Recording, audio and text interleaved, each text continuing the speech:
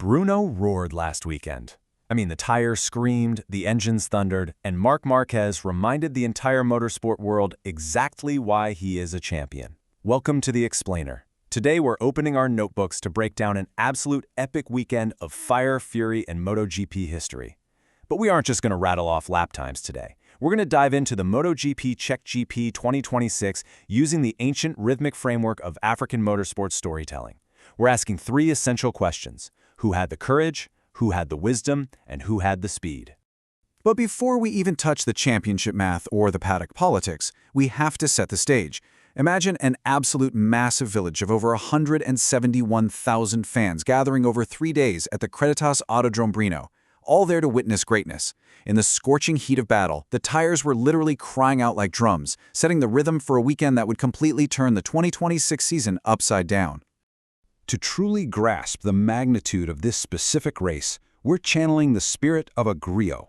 Now, if you don't know, a griot is a traditional African storyteller and historian. They take everyday events and elevate them into these timeless lessons. By looking through this lens, we can elevate a mere 21-lap Grand Prix into a masterclass on courage, patience, and the wildly shifting tides of a championship. And at the center of this tale is the veteran lion himself, Marc Márquez. He secured his 101st Grand Prix victory and his second win of the 2026 season. But he did it in a way that, honestly, even he didn't foresee. He flat out admitted that this one was totally unexpected.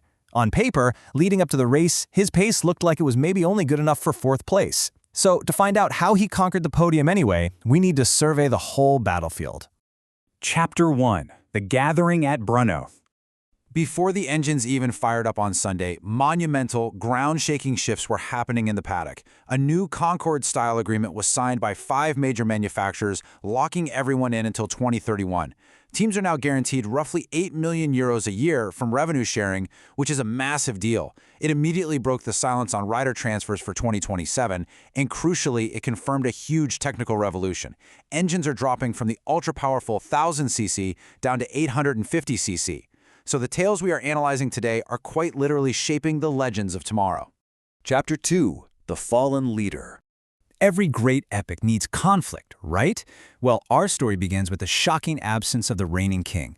The championship leader, Marco Bezzecchi, fell on his own sword before the main event even began. Following a crash in Saturday's sprint race, Bezzecchi struck a track marshal. The sports stewards did not hesitate. They handed down an immediate suspension for Sunday's Grand Prix. Just like that, the throne was left completely unprotected. By being forced to watch from the sidelines, Bezzecchi forfeited a critical 25 points.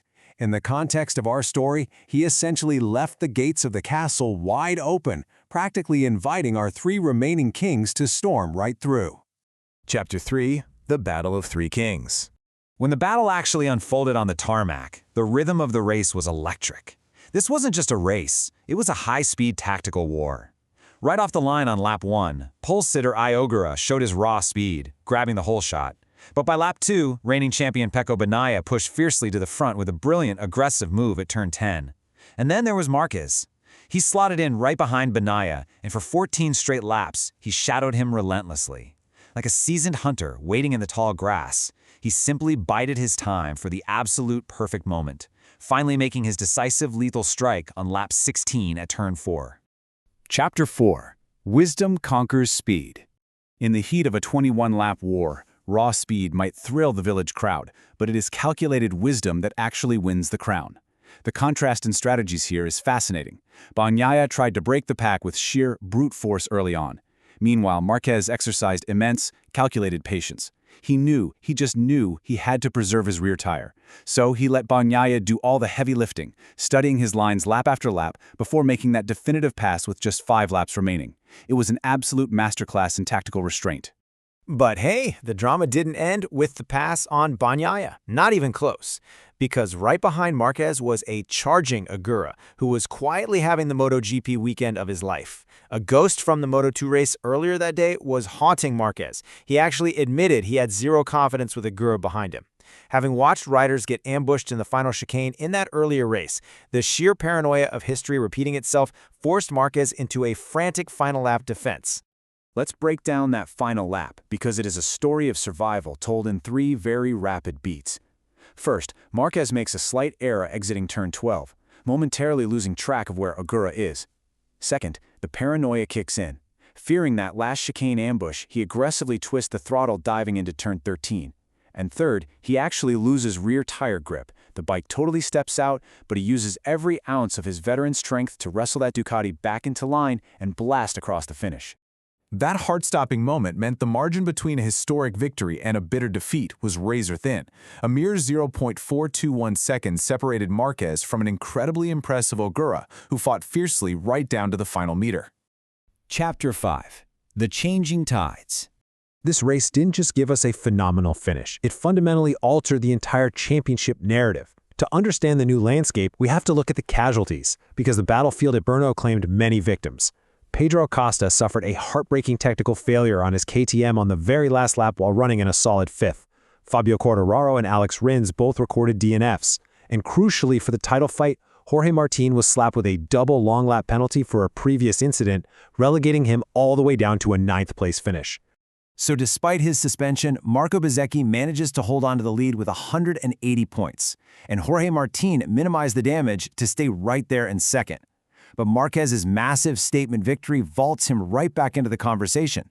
He's now in 4th place at 140 points, sitting just behind Fabio Di Giannantonio and just ahead of Ogura. He has completely blown the championship race wide open. Keep this number locked in your head: 40. Just a month ago, Marc Márquez was staring down a massive, demoralizing deficit of over 100 points. After the dust finally settled at Brno, that gap to Bezzecchi has been slashed to just 40 points. This statement victory proves his total resurgence in the 2026 season. What started as a recovery mission has officially become a very live, very dangerous title threat.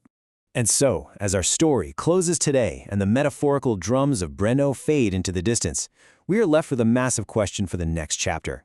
Has the veteran lion, Marc Márquez, fully reclaimed his territory through wisdom and patience? Or will Marco Bezzecchi, the suspended champion, return with a vengeance to defend his crown?